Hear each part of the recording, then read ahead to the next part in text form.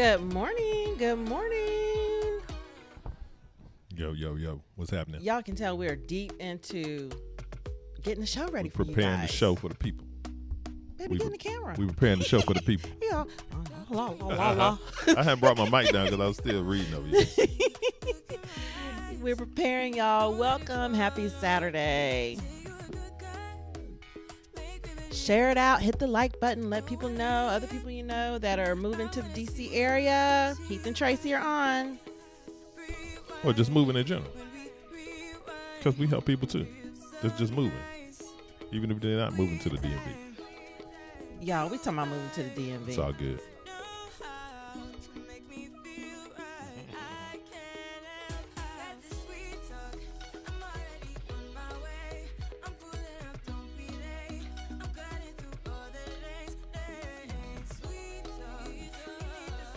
Put your questions in the chat. We're going to pull them up. Question time.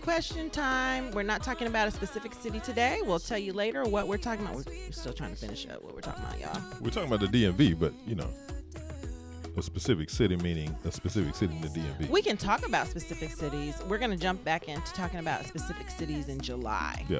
So right now in June, we're answering your questions. People still want to know about North Carolina. We'll talk about North Carolina too. Sure, we'll talk about North Carolina. You want to know about Atlanta? That's my hometown. We know about Atlanta. We lived in Atlanta 20 years. You want to know about South Florida? Tracy got you. I grew up there. I still got peeps there. I know what's going on there. So we got you covered. It's a big state, so we might have to work on that.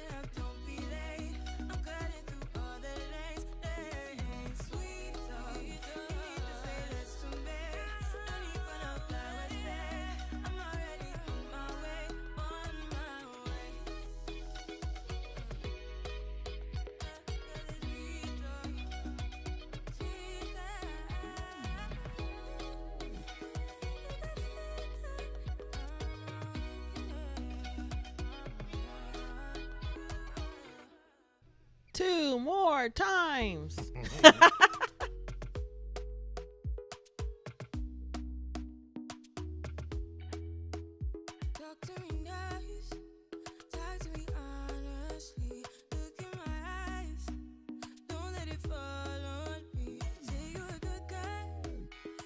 Grab a cup of coffee, a cup of tea. I still need to get my tea, by the way. I got 3 minutes. I got you, baby. Oh, thank you, love. Y'all see my flowers? Heath and I fell out a little bit this morning about the flowers, though. You know, it happens sometimes. When you've been married for almost 31 years, fallings out happen sometimes. Is that what we call it? No, we don't really fall out. So what do we call it, babe? Tracy getting mad. Bye. Bye.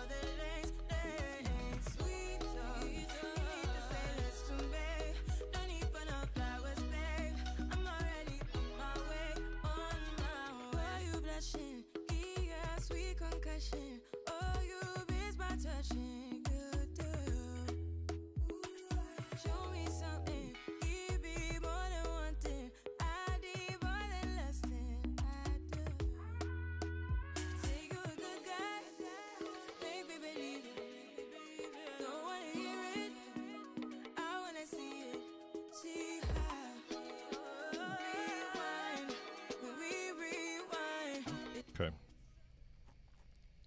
What's going on? What's going on? What's going on? It's Saturday morning, live every Saturday morning, 11 a.m. EST. Heath and Tracy are in the building. Welcome to Conversations with Heath and Tracy. Good morning. Good morning, everybody. Welcome to Conversations with Heath and Tracy. We meet here every Saturday morning, 11 a.m. EST, to demystify your relocation to the DMV. And so since Tracy and I are such transparent, open-minded people, you can ask us anything. I'm more transparent than Heath is, though. No? Look, I'm the most transparent dude any of these people know. Okay, I like it. I like Trust and believe. You transparent with me. Look, let me tell you. What y'all want to know? Man, been married for 31 years.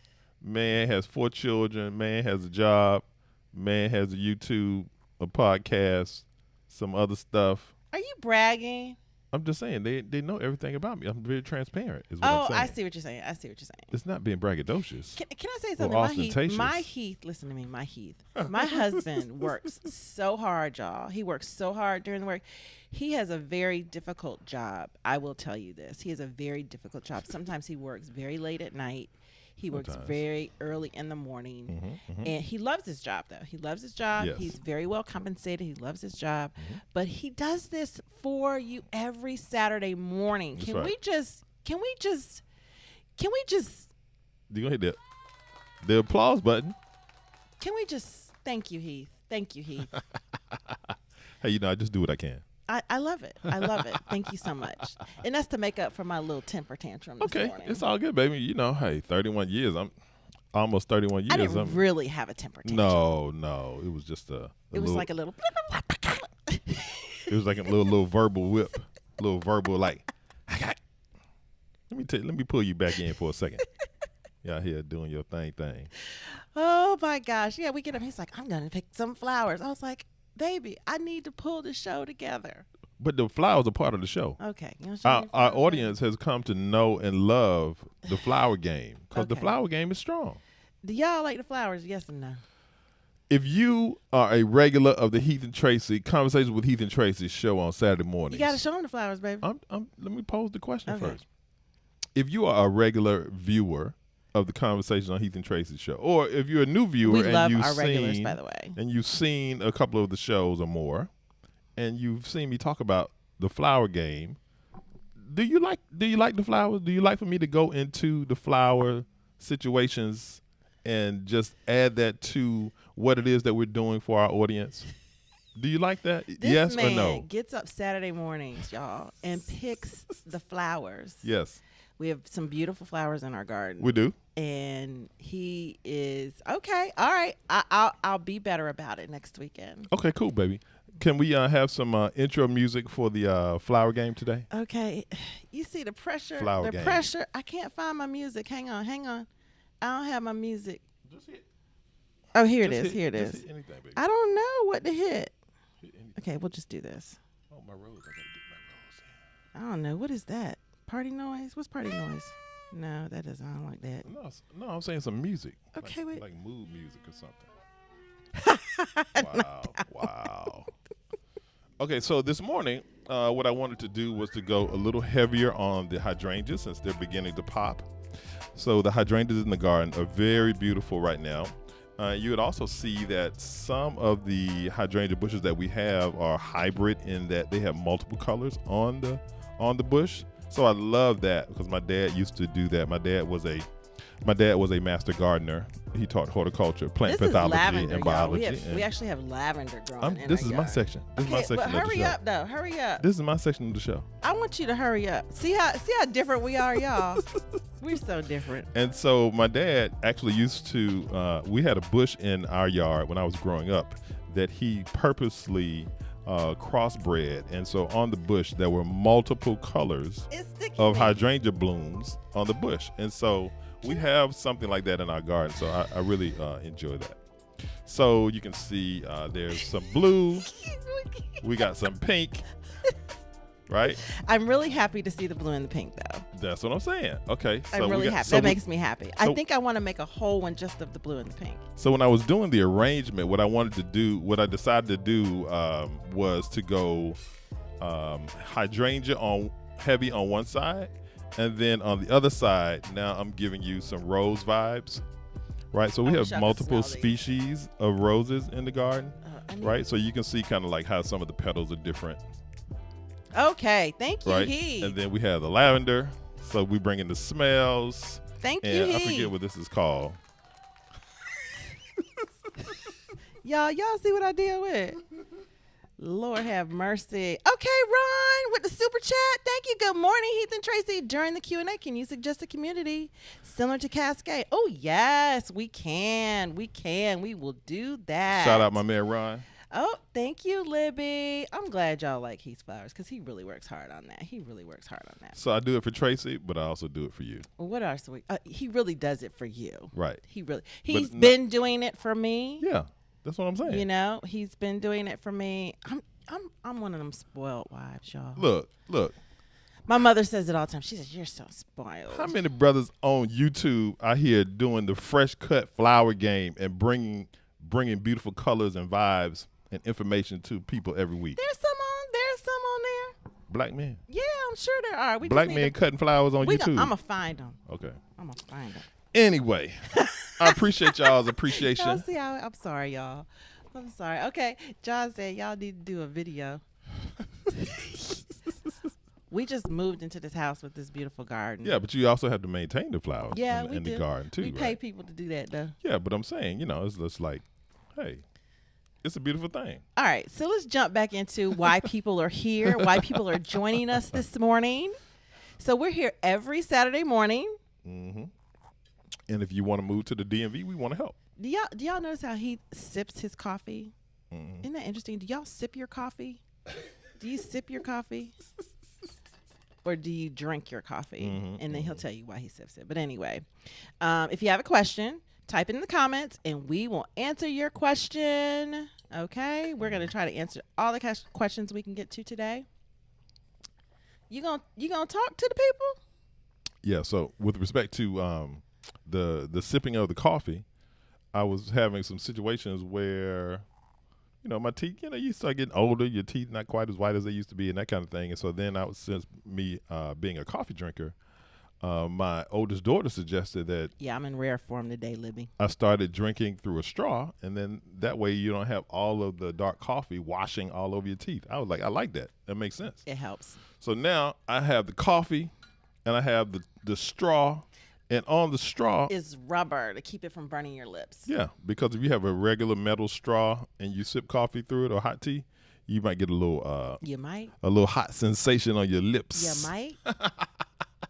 So you got to make sure you get that rubber tip on the straw. All right. So welcome to Conversations with Heath and Tracy. You gonna hit the button? No. Oh, you're not going to hit the button. I want you to talk about, for people that are just joining us that have never been here before, what the heck are we doing here? Because we all over the place this morning, y'all. It's all good. So if this is your first time here, my name is Heath. And I'm Tracy. Tracy and our parents, podcasters, and we are joyfully married after almost 31 years. We have a podcast, and we are certified marriage coaches. We went to Howard University, and so we know a little bit about DC and the DMV in general.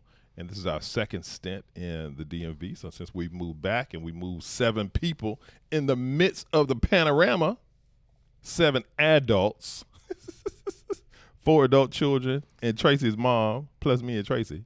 So we know a little bit about DMV. We know a little bit about moving. We know a little bit about parenting. We know a little bit about tech. We know a little bit about a number of things. So we even do like a little we'll do an appointment with you. We'll do a one-on-one appointment with you if you want to talk about moving to the DMV one-on-one. We've had a few appointments with people. We welcome that. No worries there. Just in the description, you'll see the link to the appointment finder. He always also gives advice on moving into the tech. If you want a different type of job, if you're already in tech, how to get better jobs, etc., etc. Mm-hmm. And we also have a podcast, Joyfully Married After. Anywhere on your favorite audio platform. So don't forget to hit the subscribe button. And right now, if you like what you're seeing, hit the like button. Yes. That helps with the algorithm. That helps people find us and everything. So that's what we like there. Well, Tracy and I put a lot of energy into the show and creating of the show. And so like you saw Ron contributing with the super chat. So we do. We're going to get to Ron. Ron is one of our favorites. We do accept super chats out here, right? So if you're finding value in the information that we're delivering, we appreciate that as well. And welcome to Conversations with Heath and Tracy. Boom.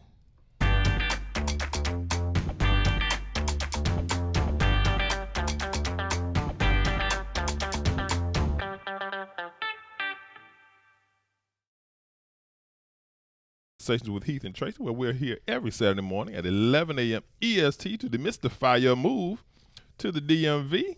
So we're just taking questions today. We're talking in general about life in the DMV. Anything you have specifically that you want to know, make sure you put that down in the comment section. If you want to talk a little bit about specific cities or general information, questions for Heath and Tracy, things relating to North Carolina, Florida, Georgia, DMV, marriage, relationships, whatever you want to talk about, we good.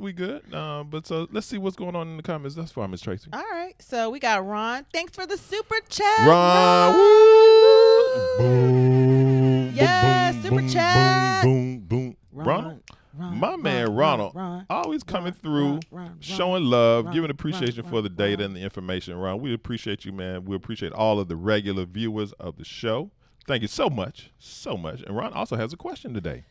He's saying, during the Q&A, can you suggest a community in the DMV that is similar to Cascade Heights? Oh, look at Ron. Ron talking about my hometown, the A. And Heath, so, coincidentally, Heath is an original member. I am an OG from Cascade, yes. Original, not from the outskirts of Cascade. No, I grew up off my street, ran into Cascade Road in Southwest Atlanta. His parents were one of the first black families to move onto into the Cascade Heights area. Yeah. So that was like in the 60s, they had this thing called white flight, right? And so it was a beautiful suburban situation, and black people started moving into the community, and then all of the white people started moving out, and the real estate agents were trying to kind of take advantage of that, and they were like, ooh, they're coming. And so it was like a whole thing. And then what happened was it evolved into this beautiful bastion of black intelligentsia, all located in this one particular area of Atlanta, and that's where I grew up.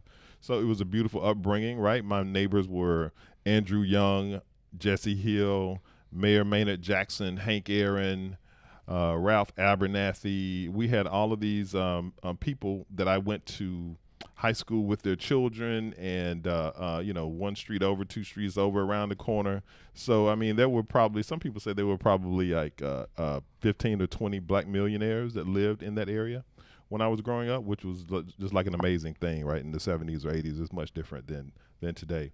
So Cascade Heights was just it's a beautiful place, and it continues to be a beautiful place. And so I think what Ron is really looking for is what are some areas that are like that in Metro DC, right? Where are black people really proliferating? Are there concentrations of people that are doing really cool things? Doctors, lawyers, business owners, school teachers, principals, tech workers, all this bastion of just excellence. And so one of those places, it's actually two places we're going to give you. Okay, so what's the first one we're going to give them? We're going to give them Mitchellville, Maryland. Mitchellville, right? So this is Prince George's County, right? We have friends that live in Mitchellville. It's a beautiful area. Upper class majority, African American. It's unincorporated. Don't get it twisted. And it's in PG County, guys. Right. Okay. Let me see if I can. I'm trying to share here. So check out Mitchellville. Kettering is in that area, right? All of these, all of this is in Prince George's County. Are you what? What do you mean? Are they seeing the screen? What are you guys saying? Are you just saying me and Tracy? No, that's okay. Okay, I'll that's go cool. back to it. Okay, that's cool. No worries. And so Mitchellville is dope. We've been to Mitchellville multiple times. We have friends that live out there. As the census is saying, there are about 3,000 households in Mitchellville. Mm-hmm, okay, it's mostly black, y'all. Mm-hmm. It's about mostly black. It's only about 13% whites, and it's about 80-90% black. Yeah. The homes out there, I'm going to try to give you an idea of the homes out there. Keep talking about your friends that live out there. Mm-hmm. Yeah, so I mean, to Tracy's point, it is certainly an upper middle class neighborhood. I mean, you're going to have some sizable homes out there, lots of professionals, right? People doing really cool things, judges, lawyers, doctors, entrepreneurs, tech workers, it runs the gamut out there in terms of government contractors, right? People that own contracting businesses. And so there's a plethora of kind of upper echelon folks out there. And then by the same token, you can still probably find some affordable, quote, affordable properties in the community. And so I think a house is gonna be about $500,000. Yeah. You can probably get a townhouse for around between 3 and 4, and an apartment. They have condos in Mitchellville, and they're about 250, 200. Yeah. Yeah. But there's a country club out that way also. It's really, really nice. Our friends live in the country club. It starts with a W. Hold on. Yeah. We'll try to get that information for you. But I think the point that Ron is looking for is, hey, where are some neighborhoods like that? Where are some communities like that give you some reminders of what it's like in Cascade and Atlanta? Yeah. And so Mitchellville certainly is one of those that you want to check out, Ron. So in and around Mitchellville, definitely check that out. So Mitchellville, Kettering, and some areas that are all right there. Yeah, so Mitchellville and Bowie, that's the other place. So Bowie, Maryland is another place that you're going to find a lot of people that look like us that are doing it. Okay. Shout to Bowie. Yeah, my sister has one of her best girlfriends lives out in Bowie, been out there for decades. Bowie State University is also out there, right? And so that makes sense that you have an excellent HBCU that's also in that general area. State. So a lot of people end up kind of staying in that area as well.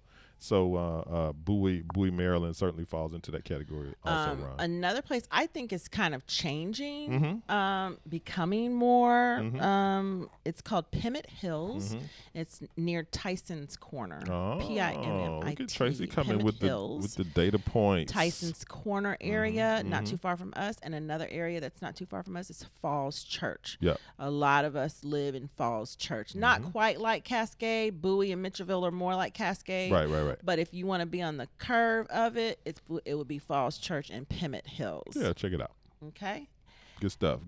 Appreciate the question, Ron. Appreciate the super chat as always. Oh, thanks for saying the flowers are beautiful. Thank you, Smith. Appreciate you. I'm going to this excellent effort out here. Yeah, Heath is originally from the ATL, y'all. Yes, ma'am. I am the closest to a Grady baby as you can get, right? So, I was brought to Atlanta when I was 3 or 4 days old, and but I grew up there and spent my first 18 years in the A. Grew up in Cascade, and then when Tracy and I moved back after our stint at Howard, we settled in the southern part of the metro area. So we were down in Fayette County. So we lived in Fayette. Our first house was in the hood.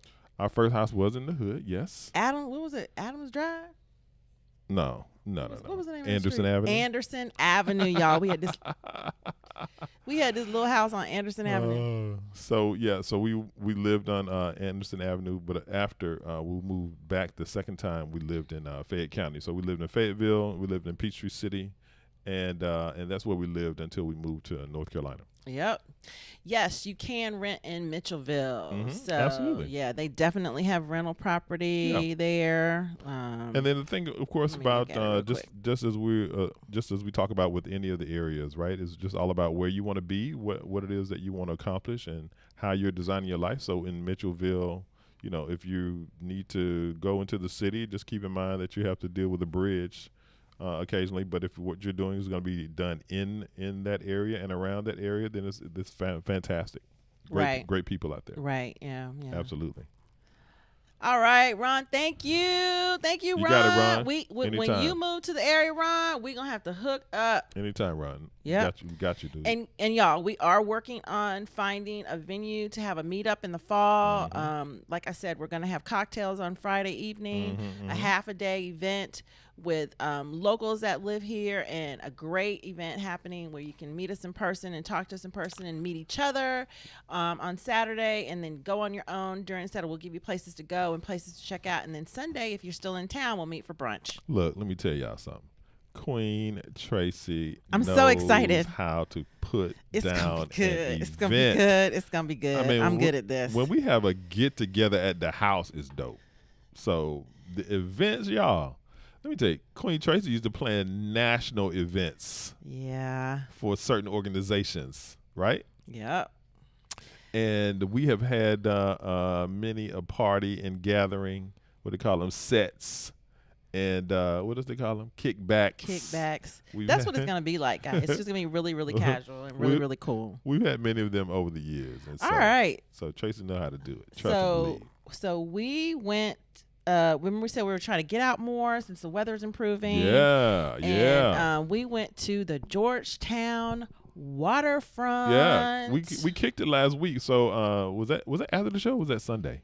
I think that was Sunday. I don't remember. Yeah, I think it was Sunday. Last Sunday, we went down. It was a beautiful day in Oh, DC. it's gorgeous. Yeah, because it was kind of weird last Saturday. Yeah, it was a beautiful day. The sun was out. It was hot. People were moving around. People were out on their boats. Wait, let me show 'em. People were on the pier. There we go. Y'all see us kicking it? Look. Can they hear us? I don't know. They can hear us, I think, Yeah, baby. we told you guys we'd show you some different places that we kind of hang out. Tracy look good, don't she? Doing on the weekends and evenings. And the first place we're going to show You look good, is baby. the Georgetown. You're so sweet, baby.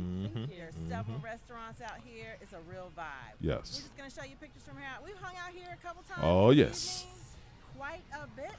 Restaurants like Sequoia, Nick's Riverside Grill, Tony and Joe's, Philo Mate. Philo Mate. Philo Mate. Just kind of a vibe. Couldn't get in, though. Couldn't get in. It's all right. Yeah, we couldn't get in because you have to have a reservation. Oh, yeah, you need the resi in DC. Yeah, you need the reservation. Yeah, post Panorama, you got to have your reservations. Yeah, you need your reservations. The bar was great. The people were really cool. Let me tell you something, y'all. The people that don't look like us here, everybody's cool. Everybody's so freaking cool. Yeah. So cool. We had a conversation with a gentleman sitting next to us. You can pull your boat right up to the dock. Yep. And jump out and go have lunch. It's really cool area. Nice mix of people there. So this is like essentially Georgetown where we were. It is Georgetown. We were in Georgetown, and then you go you park down at the waterfront. So this isn't the main walking street on Georgetown. It's the waterfront. Yeah. And they've really built it up, and they renovated it and everything. So it's really, really cool place to be. Really cool place to be. Yeah. And the water taxis that will pull up, they have like not water taxis. Like view. What do you call them? Tours, right? So you can actually get a boat and you can pull up to this area where we were. Yeah. And then it goes to like the wharf where some other new restaurants and she said. Well, that's the last place that you can get be on a boat. On the Potomac, because after that the falls happen. Right. You don't want to go that way. Yeah. So that's the we last were on stop. The north end, I guess. Yeah, we're on the north end of Potomac. So then there's where the Ferris wheel is and everything. Then you have Mount Vernon. Well, first you have Mount Vernon. Then you have where the Ferris wheel is. Then you have Alexandria's waterfront. We'll probably go do that for you. Is the weather gonna be nice tomorrow? Yes. Yeah, we'll go check out the Alexandria waterfront for you guys tomorrow. That is just as popping too. And then we'll you hit Mount Vernon, which we don't care about. It's okay, babe. No, I anyway. Then you hit the. Mount Vernon. I'm hating on Mount Vernon. Why? What do you mean? Why am I hating on Mount Vernon? No, I'm just saying. This is just it's a place. Yeah, it's a place. It's a horrible place. So then you go to Oxon Hill. I call it Oxon Hill. It used to be Oxon Hill. Oxon Hill, Maryland. But now it's where the where the casino is. The casino, it's really cool. It's a cool little area town too. That's where MGM Casino. Yeah, they redid all of that. And the big beautiful hotel. Brain Gaylord. fart. The Gaylord. The Gaylord is absolutely beautiful. That sits on the water, and the Ferris wheel sits on the water. Yep. That's a cool area too. We'll check that out for you. And then you hit Alexandria. Then you hit the wharf. Yep. The wharf area. That's more touristy to me. The wharf is more touristy. Yeah, the wharf is dope. It's new. But it's a like, lot of newer construction down there. The restaurants are cool, and it kind of dovetails into the Navy Yard and that whole piece. It's near all the monuments and everything, so it's real touristy over there. Yeah, it's and then where the baseball stadium is over there as well. No, that's the other one. That's the newer one. What are you talking about? So I will get you a map next weekend, y'all. So the waterfront. The waterfronts. There's a lot of different waterfronts, and they're building another one. So that's really cool. Where we used to go down and get the crabs. Ron said that was a nice hat, baby. Okay, I appreciate you, Ron. Yeah, Shout where'd out. you get that? Do you remember where you got that hat from? I got that hat at the store. He can't remember. Sorry, I'm so sorry. So sorry I asked. No, I got so that hat. Sorry. Let me think where I got that hat. I got that hat. I know it's so nice here. Was it Nordstrom? It's so nice. Yeah, I think it was Nordstrom. Nordstrom probably, yeah. Ron. Yeah, he goes and puts hats on and he puts them in the cart. That's how he does it. Yeah, it's dope. Right. It's dope, Libby. Absolutely. It's even more beautiful than it was when we lived here before. Absolutely. So the other thing was this. And then this happened. So remember how we told you how DC has these cameras. Oops. That's all right, DC babe. has these I can't move it. You can take DC, it down. Just take it down. Just take it down. Yeah, Okay. yeah. DC has these cameras. It says DC residents not happy with city's response to stop sign camera complaints. So, like, over the last few years, when Tracy and I were living in North Carolina, I would have to come to D.C. on business. Sometimes Tracy and I would come here to check on the girls or to do something with our daughters. But we've been in D.C. frequently over the last few years. Yeah. And what would happen is I would get these beautiful. We would get back home. We would get back home to North Carolina. And we would get these thank you notes in the mail. And that's what I call them. And I would be like, Heath, you got another thank you note? I'd be like, what is this? It's a thank you note. I'm like, how am I going to get a ticket and a cop nowhere around? He couldn't stand it, y'all. He was like, this ain't a real ticket. I'm like, this ain't a real ticket. I ain't paying this ticket. He would say that. Your uncle did that too. He takes them and sticks them in the He door. said, man, them people, man, they trying to, no, I ain't paying it. So in certain parts of Washington D.C., they want to keep the speed down on the streets. It's right? a walkable city. In it's a lot Maryland, of walking. in like some on the edge of Maryland too, they have those. But at Oh, any they rate, do. they do. But the point is that there are certain parts of Washington D.C. where the speed limit it comes down to like 25. When Tracy and I lived here before, the speed limit was 25 miles per hour unless otherwise posted. And now I think the speed limit in Washington D.C. proper is 30. No. Unless otherwise no. posted. Don't listen to that, y'all. Don't listen. It's 25. In and in some places, it's lower. Yeah, I think officially though it's They're 30 trying to unless take- posted. Well, And so there are a lot of signs in D.C. that say 25. No, it's But anyway, 25. So the Do point, not go over 25 when you come to D.C. And when you see a sign that says camera, what does it say? Camera ticket, camera ahead. I don't know. I listen to the GPS. Camera ahead. That's what she says. So the point is that if you are going, if you're exceeding the speed limit too much, typically my rule of thumb is 10 miles an hour. But when I'm in DC, but when I'm in DC, I just like stay right around the speed limit, and that way I don't have to worry about it. They make so much money off of these cameras, y'all. But when if you're on a surface street in DC and the speed limit is 25 and you rolling through there at 40 and you don't feel like you're really going that fast, and you get the bloop bloop. So that was for speeding. This is new. This is for stop signs. Yeah. So this is like in Petworth. It's like right above there. Yeah, Upper Georgia Avenue. Yeah. When we talked about Upper Georgia Avenue, how it's really, really changing. They're trying. What they're doing is they're trying to control the traffic in that area now. The rest of the traffic in town is kind of controlled. You can kind of feel it when you're driving around town. It's pretty slow. So there's a stop sign over there that they said DC has made 3.5. Wait. It's one stop sign? It's one stop sign. $3.5 million DC has made over this stop sign. So I need to know what that people stop doing sign rolling is. stops, I guess. And then one lady was like, yo, I stopped at the stop sign. And I always stop at the stop sign. But apparently, I guess when she stops, like her tires are like halfway into the crosswalk. And so she get a ticket anyway. Yeah, I won't be going to that stop sign. I need to know where that stop sign is. It's in the article. It says where it is. Okay, I need to go see that one. The moral of the story is stay around the speed limit when you're in DC. There you go. If you like anything you're hearing today, hit that subscribe and like button. Yeah, hit the like button. Whether you're watching on the live or the replay, we appreciate the likes. It helps us. It helps the algorithm. It helps the video get out there. And so we appreciate y'all. Oh, boy. Do we have any more questions? Y'all ain't got no questions for us today? You want some? Go ahead and jump into your little thing. See if we got any questions, babe. It's the time of the show when Tracy and I are diving deep This just tickles me, y'all. into the questions that might steep, like Tracy's tea or Heath and Tracy, you see, where we are engaging with the audience to see if there are additional questions for you and me.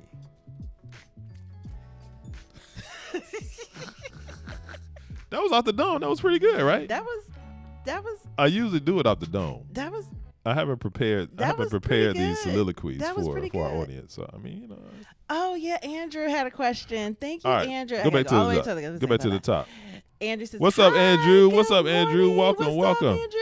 I'm a recent listener, and I love you guys. We love you too. I got a job working for the federal government, but I'm in Florida. I'm Florida planning to man. move from Florida after COVID Okay. next year. I love it. Yay! Congratulations. That's what's up, Andrew. Woo. I got to do the real applause on that one, Andrew. Andrew. Look, we love it, man. So, yeah, all the 3-letter agencies are here, right? And so, very government centric around the DMV and DC in particular, right? And so I think that, you'll feel very much at home in terms of your tribe and people who will be engaging with you, just the vibe of the city, what's happening, right? So whether you're living whether you're going to move to the city proper or to one of the suburbs around the city, whatever it makes the most sense for you, I think that you'll really love it. So his question is, any suggestions if I should rent or buy, and where is the best place to live to be close to Washington, D.C., taking the metro? I have a wife, I have a family, and 2 daughters. Love it, Andrew. Number one, I would suggest to go back and check out a lot of the lives that we've done over the last few months, and you'll see us highlighting a number of specific cities and areas around town. With respect to metro, I would advise getting the map, looking at the stops, and then matching that with some of the areas that you're thinking about as it relates to renting or buying. I think that right now, with the way the real estate market is nationally, as well as in Metro DC, I'm an advocate of renting. And so now, if buying is a goal and that's something that you want to accomplish, then my suggestion would be to rent for a year or 2. Figure out where you want to live. Or even 3. Get your kind of vibe of where you want to be in the city, what you really enjoy, what your budget is going to be, how you want to deal with commute, schools for your daughters, all of those things that come into play. And then pull the trigger on something in a couple 3 years. So that would be my advice. It's really expensive in city right now. It's really expensive all the way around. Although our next story is the prices are coming down. I get these little alerts when things are happening in the real estate market. Alert. And what's happening right now is people are dropping it. They've been too high. And what you want to do right now, you're going to move about a year, which is cool. Which I think you'll have a better. It'll be a better market a year from now if you want to buy at that time. We don't advocate moving straight into an area and buying. You don't know where you want to live. You don't know the vibe. You don't know exactly how it feels. So we recommend renting at least for a year, 6 months at least. Especially where inventory is right now. And especially when you have kids and everything, because you want to get somewhere where you're solid. When we moved from Atlanta, where we'd been for 20 years, to North Carolina, which we'd never really been to, we rented. We rented because we were like, we don't even know. We just knew we wanted to be near work. Right. So if you want to, you have to figure out what's most important to you. Is the commute important? When we moved here from North Carolina, it was important for Heath's commute not to be crazy. Yep. Because if you get to the outer areas of DC, your commute is going to be at least an hour. And it's moving traffic, but it's going to be an hour. Yep. Okay. But for a family type situation and school type of situation, focus in on that too. Look at where the schools are, but I do recommend renting. And renting homes here, when you live closer in, more people rent than purchase here. Right. The only place they purchase is in the suburbs, the outer areas, that we've talked about. Not the only places, but I understand what you're saying. So technically, we live in Arlington. Yeah, the majority of people in Arlington rent. The majority of people in Arlington rent their homes. Yeah. So there are a lot of homes, a lot of single-family homes that you can rent. So we suggest that you do that. Yes. Just for a little while. If you really want to buy something, that gives you a chance to figure out where you want to buy. You can go and look and see and where you like to hang out, where your friends live, where your coworkers live, and just get the vibe first, and then buy a house.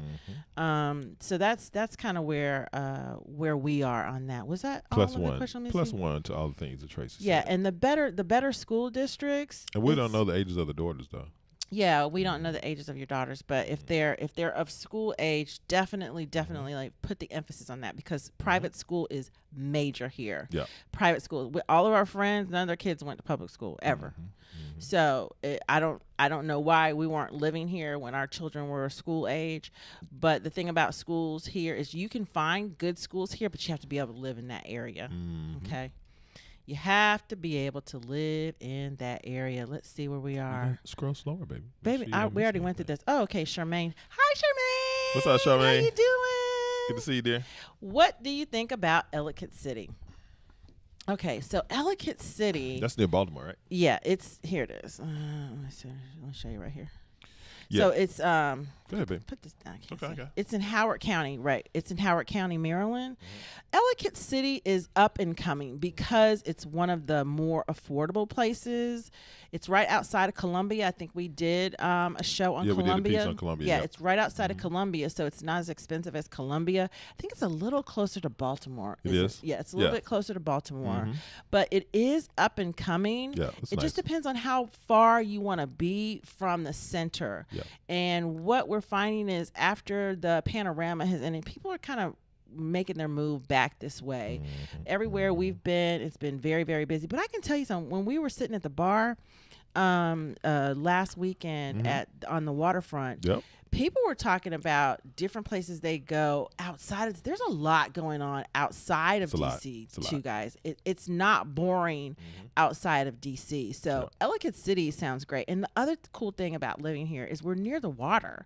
So if you are somewhere near the water, there's always something going on in different areas. Just because you're not in the middle of DC doesn't mean it's going to be boring like a lot of other places that you live. Yeah, I mean, between DC and Metro DC and Metro Maryland, Metro DMV and Metro Baltimore, it's 10 million people. Okay. Right. And so when you talk about that amount of people and the array of things that you can do, you can imagine that people are moving around and going a lot of different directions. Okay. Yeah. And when you get ready to move here, go to those places. Don't just go see your friends. When we came here, I don't even think we saw our friends, did we? When we came here to look for a house, I don't think we even saw our friends. We have a lot of friends here. We came here and we looked at places we wanted to live. We walked around the area and everything. So I think it's great that you are looking at different areas, and I love that. I love that. That means you're opening your mind to where you can live here and how you can be a part of this community. Yes. Let's see. Ron's got another question. Has gentrification positively or negatively affected blacks in DC? Well, that's a great question, Ron. I think so. I have off the top of my head, I have a couple of opinions about that. So one, I think that the DMV is good for black people regardless of how gentrification is impacting, right? So I think that it becomes a mindset piece, right? Is like people of other persuasions that are moving into the cities or moving into a certain community, they're looking for the same things that you're looking for, right? At the end of the day, they want a sense of community. They want relative safety. They want to grow with the area and all of those things that are positive around themselves and their families. That's what they want. So I think that's what we all want at our core, right? And so I think, but in some ways, right, when we like to live in these kind of homogenous scenarios, then there's certainly a place for that too, right? And if that's what you're looking for, that's what you need.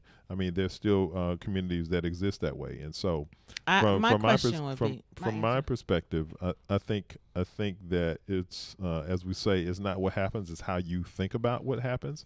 And so gentrification is happening, and gentrification will continue to happen. It's going to continue to happen. And so, so that's my take. Now, having said that, we have some great examples like what's happening around Howard, right? And the way that Tracy and I and so many in the Howard family hold up the institution and the university and the sacred grounds that is the yard or the long walk, as they call it, the kind of people that have come through there, how they've impacted the United States and the world at large. I mean, we really hold the campus in very high esteem. And so when you have this kind of gentrification scenario that's happening around Howard, and all of a sudden you see people walking their dogs in the yard, and they're doing these kind of things, and jogging through. It's sort of like, this is a safe space. This is not what this is for. This is not a park. Oh, and they get the business. Don't get it twisted. Right. They get the business. But the point is, that's an example of maybe a negative effect of gentrification. I think there's more negativity. I'm in a disagreement with Heath a little bit on this. That's nothing new. That's normal for us. I think it's positive and negative. I think the negative portion is that they are basically sometimes stealing homes from people that look like us. You have to remember, in DC, so many of us owned the property.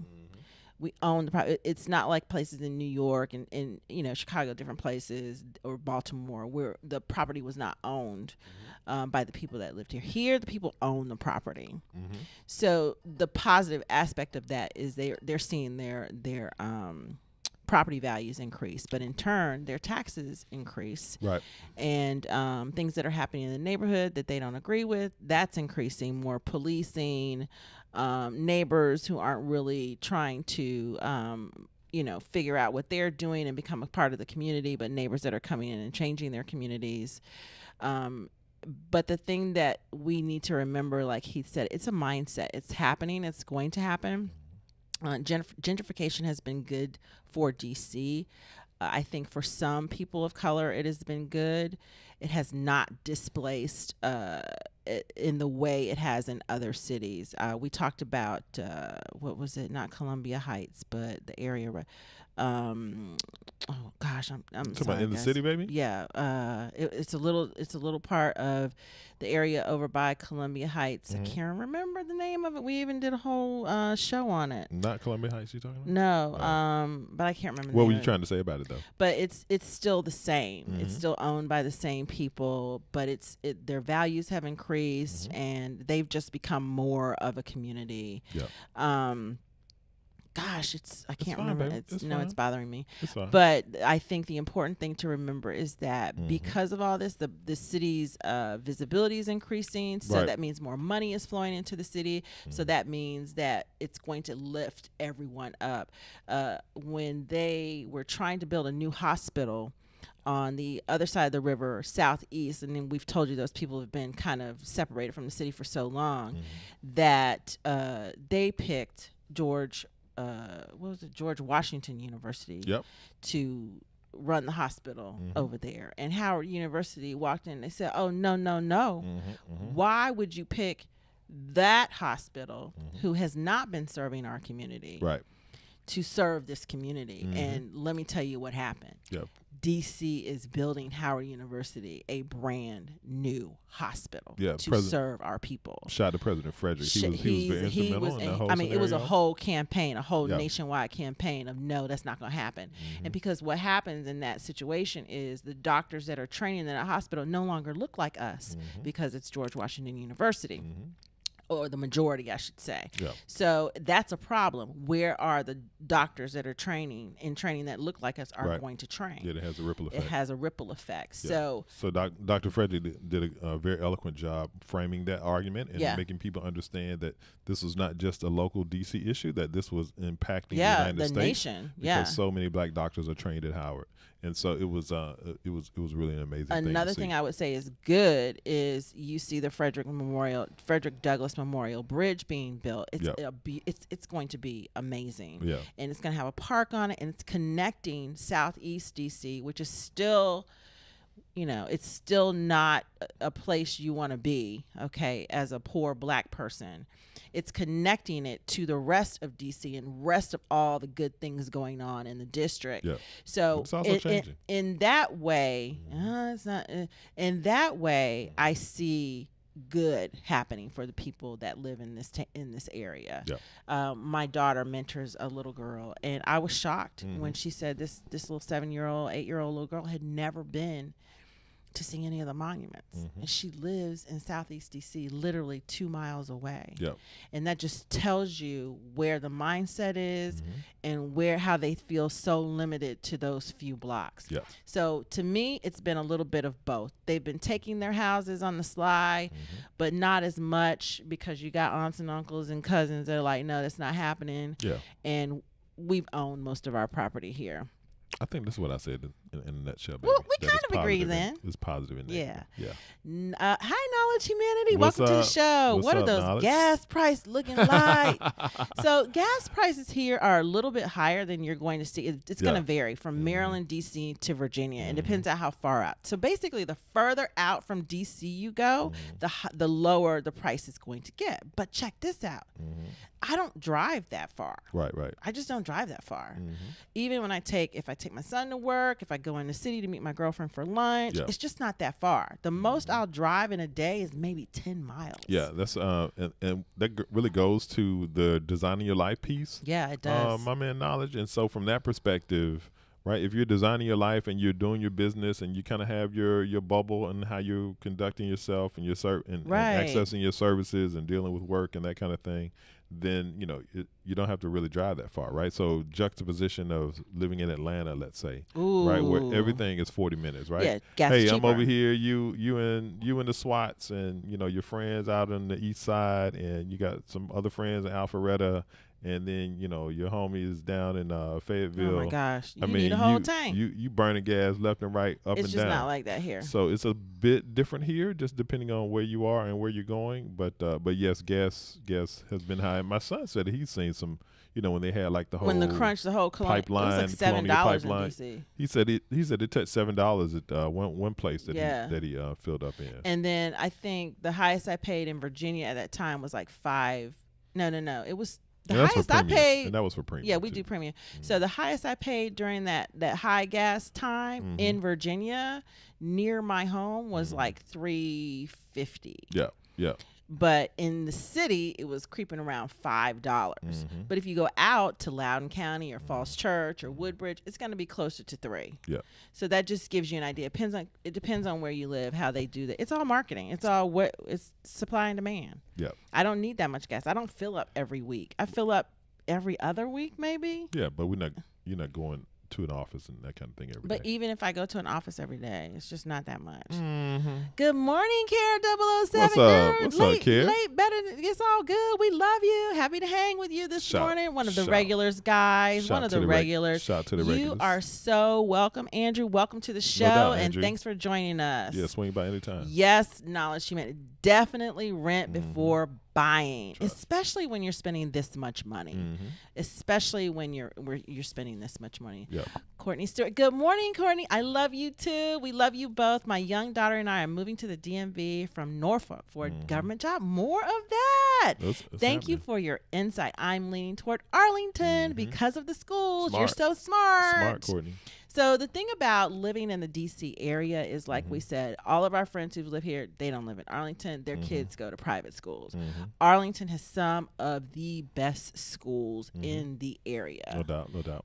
Public schools, right. I should say that. Public schools. If you live just about anywhere else, y'all, you're going to have to do private school. But we have shown some of the better public schools in some of our live videos. So if you want to go back and check out some of the areas that we've highlighted, and we've given a lot of data around the schools, and so you can plan, right, in the spirit of designing your life. You can plan to be in those various districts where the schools are better. Do your homework, do your research, check it out.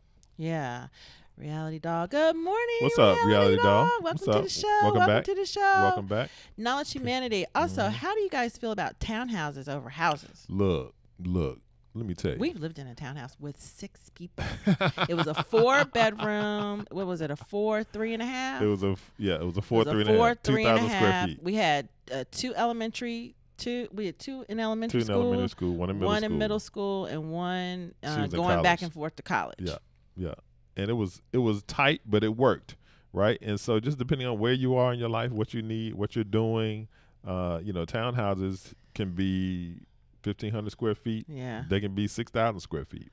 So that's one piece. Yeah, and here then, in D.C., you can get you a real townhouse. Yeah, and then the other piece of that is same thing with a row house. I mean, a row house essentially is a townhouse, right? So if you're in the city or in certain parts of the surrounding areas, a row house, if you find like a whole row house by itself, that can also be an option. But yeah, so just depending on what you need and where you are and what the budget is, you can do townhouse, you can do single family. It's all good.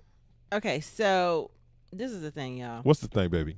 I love a townhouse. I love when my dad played for the Washington football team back in the day, and we lived in Florida, so we had a townhouse here. Shout out to Lamar Parrish.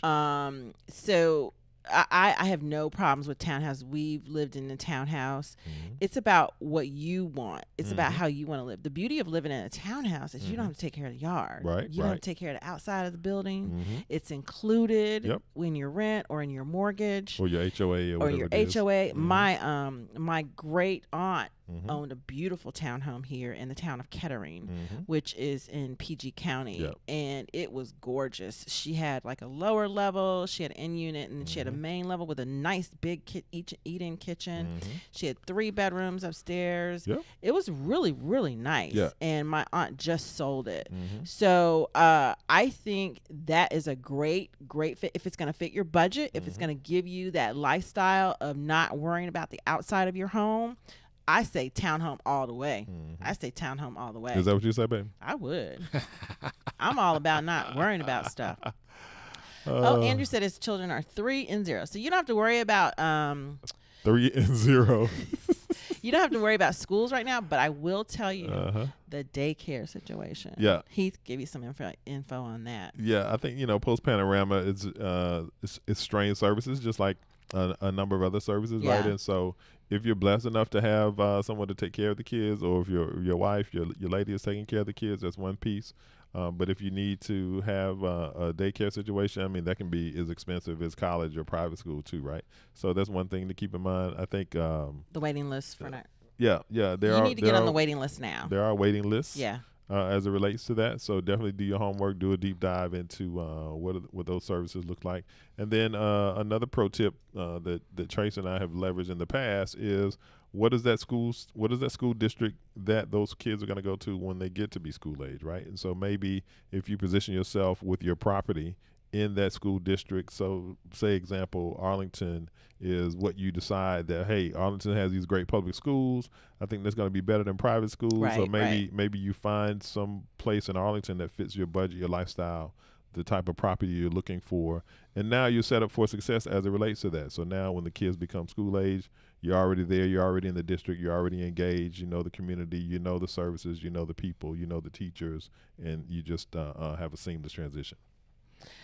Okay, reality doubt. Last night I came across Frederick, Maryland. Any thoughts on that area? Crime, neighborhoods within, diversity, culture. You get the point. We get the point. So Frederick, Maryland is it's a good little run out there. It's a good little run. It's about an hour out there. It's about an hour. I wanted to go look at some. There's some. I love antiquing. I don't like buying new furniture. I hate buying new furniture, as a matter of fact. I love buying consignment pieces and open. There are a lot of cool shops in Frederick, Maryland like that. It's very affordable in Frederick, Maryland. And the thing you have to keep in mind is pretty much everywhere around DC is going to be pretty diverse. Especially if it's affordable. It's going to be very diverse. We like that area up in there. It's just a little far for us. So, think about your life and think about your lifestyle and think about what is going to be happening. Don't just live somewhere because it's cheaper to live there. But Frederick, Maryland is cool. They have a little cool downtown and everything. We might have to go make a little trip out there and show them Frederick, Maryland. But I used to have a customer out there. I used to drive out there sometimes, and it's a good little run out there. But one of the things that surprised me about Frederick is that they have like a mountain. You can see like mountains out there. I was like, you're out there. It is out there. Look at the map. Pull it up. Look at the map when. But what I like to do is type in directions. I go to the map on my phone. I put in directions. And do I want to go out there? Ooh, that's going to be an hour and a half drive. No, I don't want to go today. Because that's how I do it. If you live in Frederick and you need to get to DC, that traffic is going to be traffic. Because you come down 270 and it's just that one way. It's beast mode. It's either that one way. So it's everybody's on 270. But it's nice out there. Yes, our audience is growing. Yes. Tell your friends. Tell everybody. Yay. Care. We appreciate you. Oh, we thank you so much. That is so sweet. Y'all are so loving and so sweet. We appreciate you. Charmaine, you coming to town. Don't get your house hunt on, Charmaine. Okay, girl. Okay, now Charmaine has a question. Does Washington D.C. have a lot of nature environments? Oh my gosh. Coming from Long Island, we have a lot of beaches and park. It's key for me. This area, you're going to be so surprised. Yep. Let me speak on that a little bit, right? So with respect to that knowledge humanity, I think a great juxtaposition to look at is the decision that Amazon made when they were looking at their corporate headquarters situation, right? So a lot of you might remember a couple years ago when Amazon was saying, hey, we're going to have another headquarters we're going to put up in some city. And so all of the cities were like, yeah, Amazon, come over here. And so at the end of the day, they decided to, instead of putting 50,000 jobs in one city, that they decided to divide it and put half of the jobs in Long Island City and half of the jobs in Arlington, Virginia, right? And so you think about a company like Amazon, $1.6 trillion valuation, lots of cash. They can do anything that they want anywhere in the world that they want, right? And they chose Long Island City. Yep. And they chose Arlington, Virginia. Hello. And so so that should be an eye-opening for you, because one of the things that they wanted to do was to really simulate what the company had access to in Seattle, right? Yeah. And so when you talk about these waterways and the lifestyle and all of these things that people can benefit from in Seattle, they were really looking to replicate that in another part of the country. And so I think that there are lots of similarities to the point that Tracy's making around Metro DC that you have with respect to Long Island, right? And so you've got the waterways, you've got the restaurants, you've got the parks, you've got these natural habitats, the Potomac River, the Anacostia River, the Washington, all of the monuments connected to, Rock Creek Park is another one that we don't talk about a lot.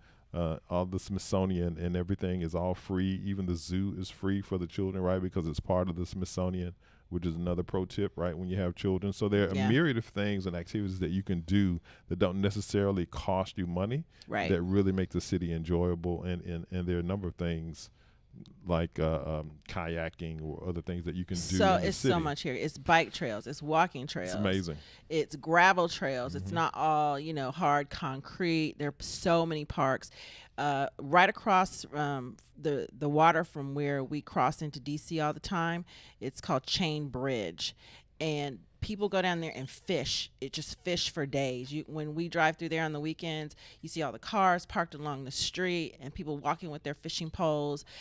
Check out the Facebook group, Outdoor Afro DMV. Outdoor Afro DMV. Yeah, they're not paying us for that song. Yeah, I follow them. I love this because I'm gonna do some of this stuff, and they tell you the best places to go camping, the best place. There's so many. Oh, sorry about that. You got us all blurry, baby. It's all right. Okay, there we go. There's so many. There's so many places to camp. There's and beaches. We are close to maybe 5 different beaches you can go to within an hour to 2 to 3 hours. So the outdoor scene here, we're on the coast. If you think about it, you got Chesapeake Bay, you've got the Potomac River. It's just so much. It's just so much. Yep.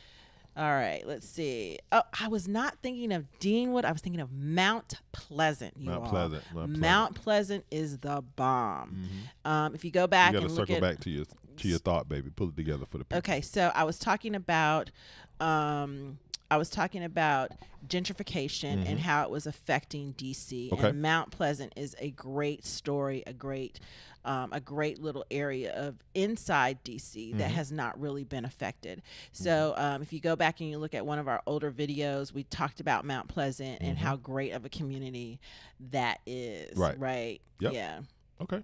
And then let's say, do you guys know if Washington, D.C. medical hospitals are union-based?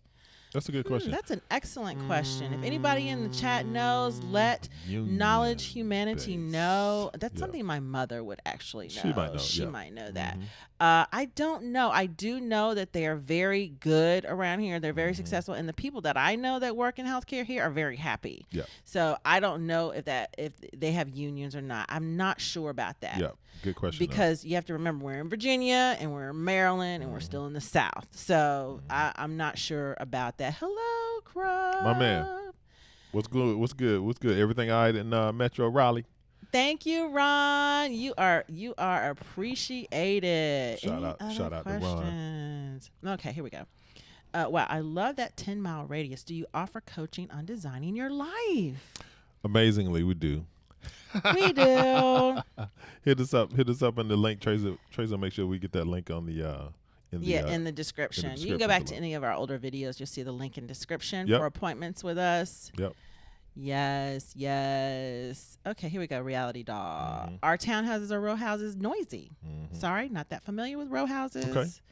Are they that different from townhouses? Mm-hmm. What are your thoughts on purchasing a townhouse upon arrival? Yeah, so a couple things there. One, in the city, in D.C. proper, They're right? separate. That's kind of the traditional name for a townhouse. Essentially, it's a row house, Yeah. right? And so on the block, all of the houses have a shared wall, except the ones that are on the end, much like a townhouse scenario, right? They don't have shared walls.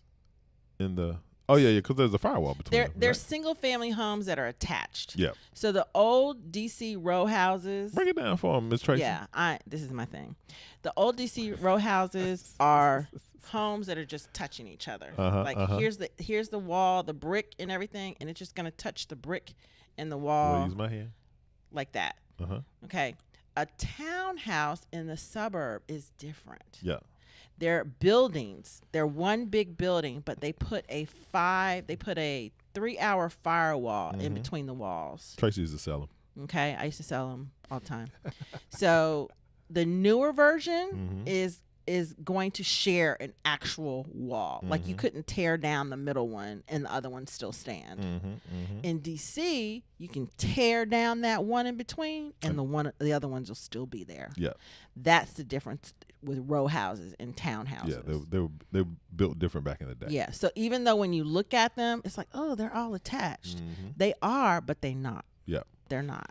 You know, a big trend in the city too is that people are going up on the row houses, right? And so you might buy a row house that's 3 levels, and maybe you go into your real estate project and now you take it up another level. Maybe you create some outdoor space on the top. People are doing really creative things. Yeah. I know in New York they're even going down, right? They're digging into the basement and creating other levels down there, right? And so they don't really do that here. You can do creative things, but yeah, they don't do that a lot here. They go up. So people will buy it. They'll buy a row house. Maybe it's 2 level and they make it 3 level. They might even tear it down. They'll tear down the house, like I said, in the middle of other houses.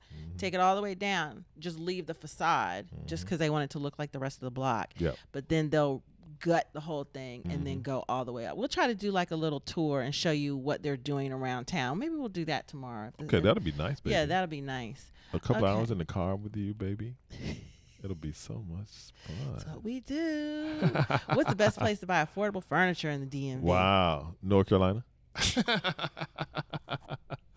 Affordable furniture, y'all. With consignment? Yeah, consignment stores are the best for me. Have you done a deep dive into the furniture game here? I'm trying. It's more difficult. I lived in North Carolina for 10 years. Right. And it was like nothing. Go get some. I got a Bernhardt couch. I got a $6,000 couch for $1,500. You know, so it's Wayfair, Amazon, North Carolina. No, don't do Wayfair. No? So he doesn't buy the furniture. I don't buy the furniture. I just enjoy it. But right now, if you go through our house and find and look at the various pieces that we have. A lot of them are North Carolina manufacturers, right? It's Barnhart, it's Hickory, it's some of that kind of stuff. It's things that we found in consignment stores. Yeah. It's all of the stuff that Tracy's describing. So yeah, if you really want to do a deep dive on furniture, definitely check out the North Carolina game, all down there through Hickory. One of our favorite places, Atlanta Angel 84. We've been going to Graverly Point. Graverly Point, you should see Graverly Point now, y'all. Graverly Point is shout out Atlanta Angel, welcome.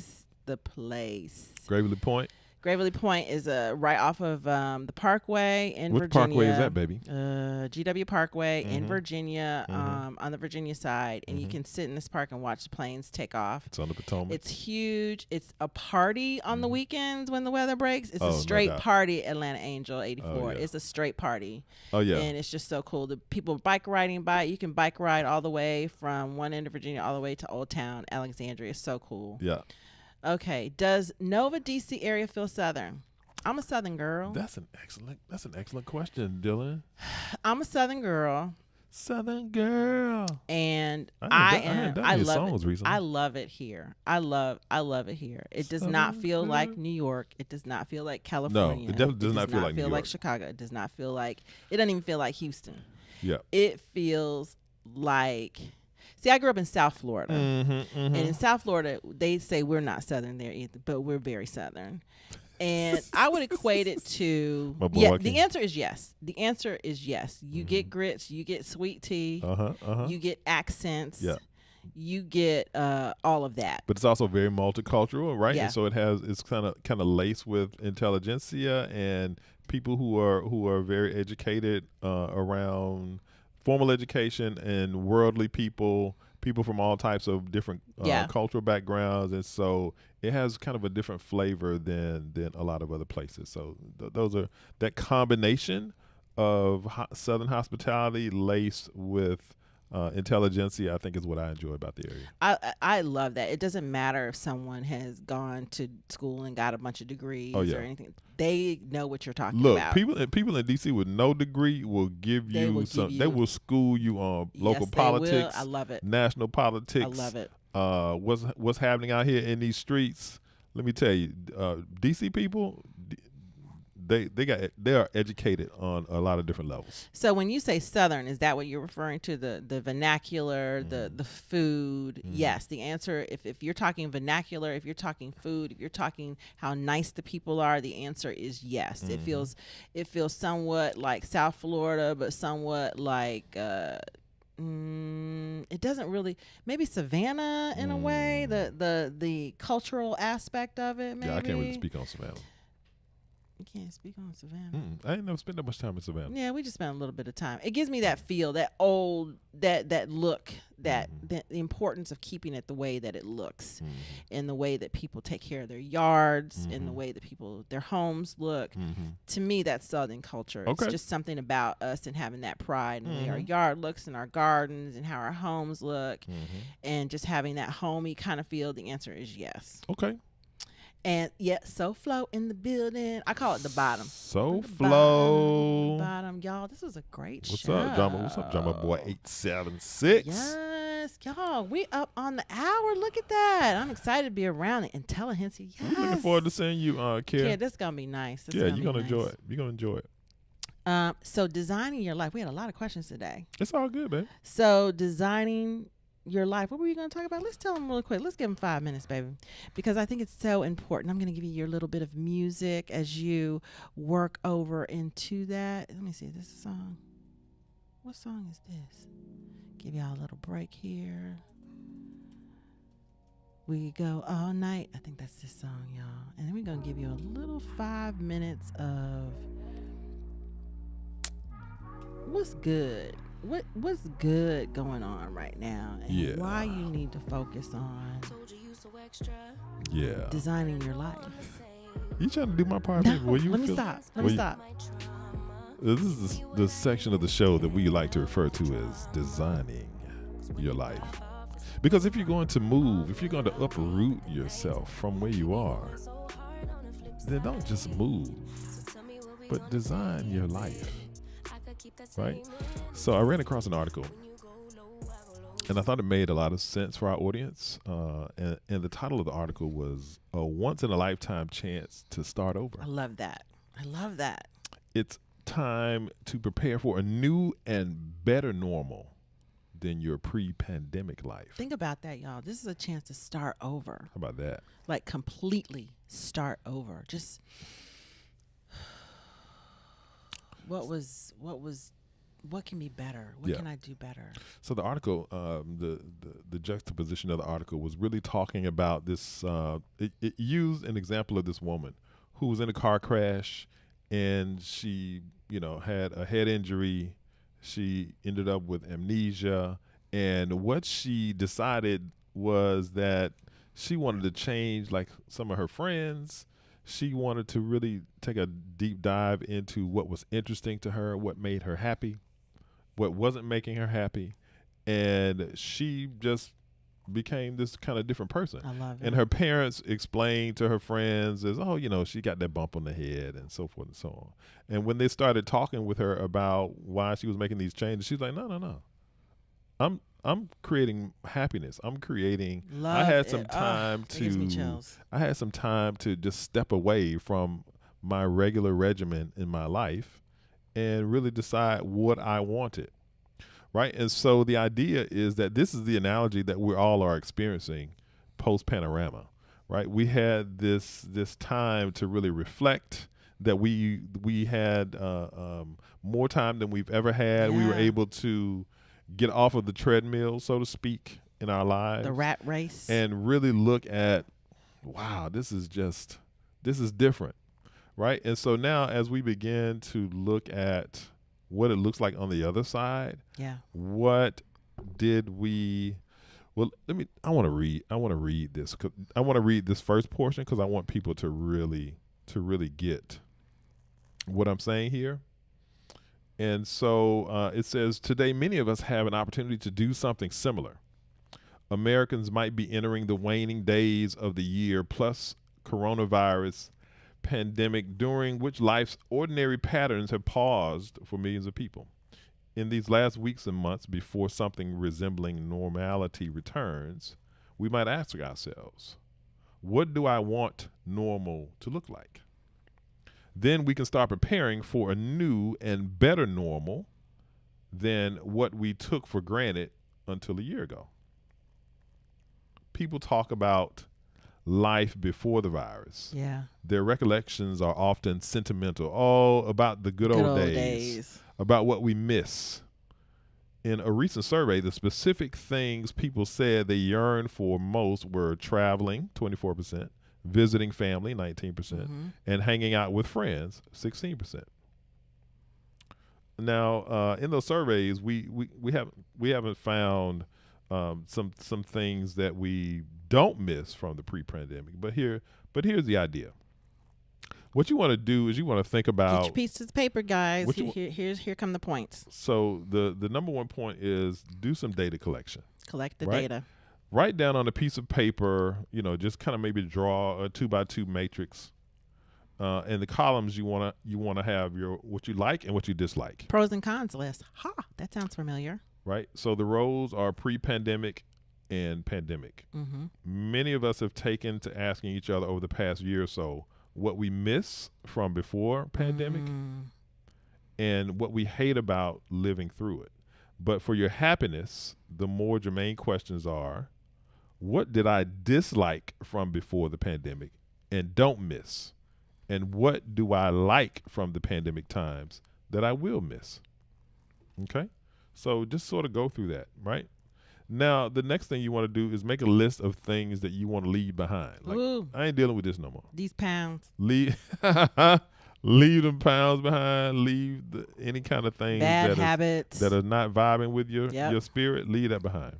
And then the third thing you want to do is make a list of the things that you want to keep. I'm gonna keep you. What? You gonna keep me, baby? I'm gonna keep you. Thank you. I'm so happy about that. So, and I think that when you do that, you'll have a nice directory for yourself and for your life and how you want your life to be moving forward, right? And so in the spirit of designing your life, these are the things that Trace and I are talking about each week, right? So if you're going to move, if you're moving to the DMV, it doesn't have to be the same paradigm that you've always had, right? It can be completely different. It can be something that you're doing that's very different. How do you want to commute? Do you want to not have to commute anymore? Do you want to find a job that enables you to work from home? Do you want to create your own job? Do you want to create your own business? Do you want to live closer to your family? Do you want to live further away from your family? Do you have some friends that you would love to engage with and have a life near them? Do you want to have more dinner parties? Do you want to work in a completely different industry, right? So there's so many questions and things that the panorama has taught us. So just think about that today. Hey, what do you want to leave behind, and what do you want to add that you've come to know and love in this post-panoramic life? We love y'all. Thank you so much for joining us today. Show some love. And remember, whatever you're going to do, don't just live there. Design your life there. We love you guys. Join us next Saturday, and we'll put all these things in the description. Have a great Saturday.